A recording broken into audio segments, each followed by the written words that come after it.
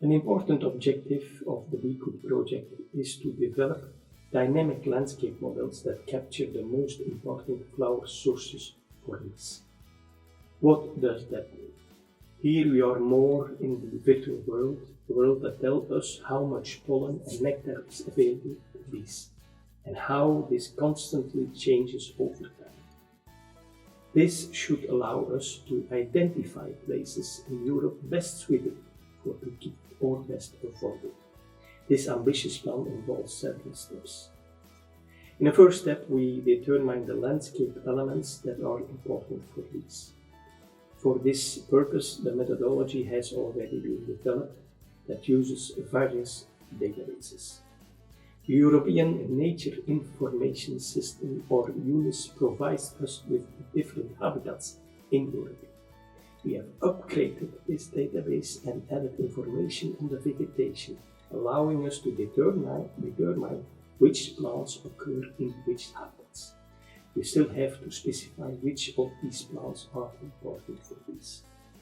In the second step, we are modeling the phenology of the flower sources. The phenology of the plants describe, among other things, when flower buds appear, when the flowers are open, which then eventually open. In the models we develop, we will predict this progression based on temperature and on footprint patterns. The phenological curves generated by these models will eventually allow us to predict changes in pollen and nectar availability based on real-time environmental conditions and meteorological data. In this context, a unique database of flower sources with data on pollen and nectar production has already been compiled. No fewer than 357 literature sources were used for this. The database has approximately 6,000 data points for more than 1,500 plant species.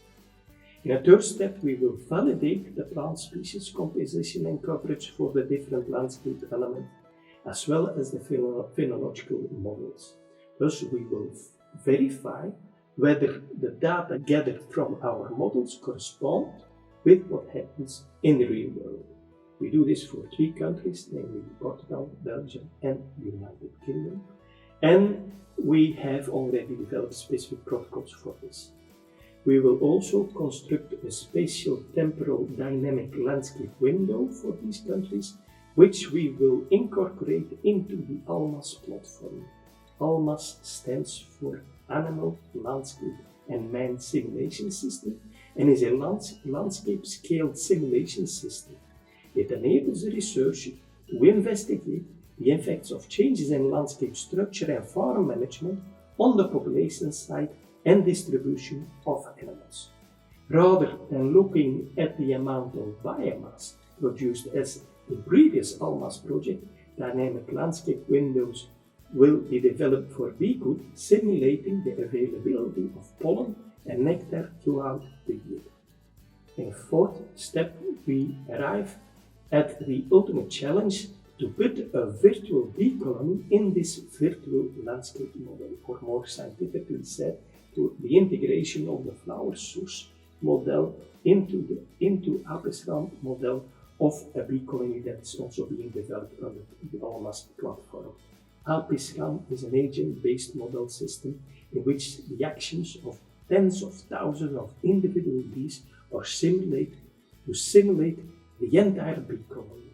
It is a mirror of reality that can best be compared to a flight simulator that is used in training of pilots in aviation. The creation of this virtual world is only for simulator in the BeeCool project. Moreover, BeeCool is not the only project of the Commission that contributes to this virtual world of honeybees and their environment. Together with other projects, we are developing a new concept that will make it possible to use a virtual simulator to test the impact of our beekeeping management and policy decisions on the welfare of honeybees.